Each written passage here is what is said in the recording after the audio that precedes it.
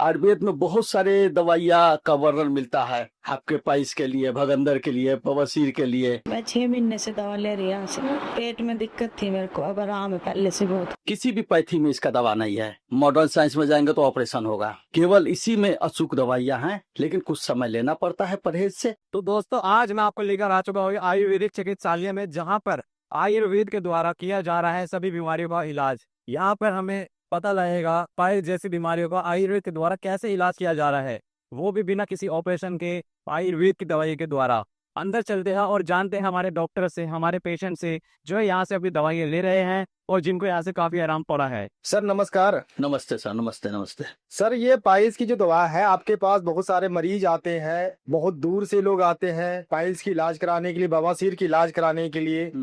आपकी दवाई में ऐसा क्या है जो बहुत इजी, बहुत आसानी से लोगों को राहत मिलते हैं? क्या है सर आपकी दवाई में? आजकल लोगों में खान पान काफी चेंज हो गया है। ये एक लाइफ स्टाइल का प्रॉब्लम होता है। खान पान के कारण पेट में कब्ज हो जाती है और नसों में जाती है, फूल जाता है। फूलने के बाद उसमें मस्से हो जाते हैं। कभी कभी ये भगंदर का रूप ले लेता है। अगर टाइम से न इलाज किया जाए तो भगंदर बन जाता है, यानी कट हो जाता है, मस्से हो जाते हैं, ब्लड भी आना शुरू हो जाता है। बहुत ही कष्ट साध्य बीमारी होता है।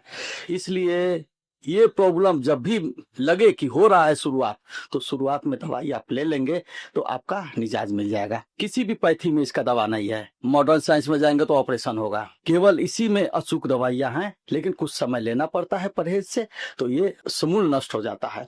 आयुर्वेद में बहुत सारे दवाइयाँ का वर्णन मिलता है, आपके पाइल्स के लिए, भगंदर के लिए, बवासीर के लिए। ये सब एक ही तरह की बीमारियां होती है। धीरे धीरे बिगड़ने के बाद एक केस बिगड़ जाता है, ठीक, भगंदर के रूप ले लेता है। तो हम आपको दिखा रहे कुछ जड़ी बूटियां हैं। बिल्कुल सर, बिल्कुल दिखाएं हमें। हाँ। कौन सी जड़ी बूटी है, कैसे बनाते हैं, क्या तरीका है जो लोगों को बहुत आसानी से उनको आराम मिलते हैं? हाँ, तो हम आपको बताना चाहेंगे। ये देखिए कचनार है।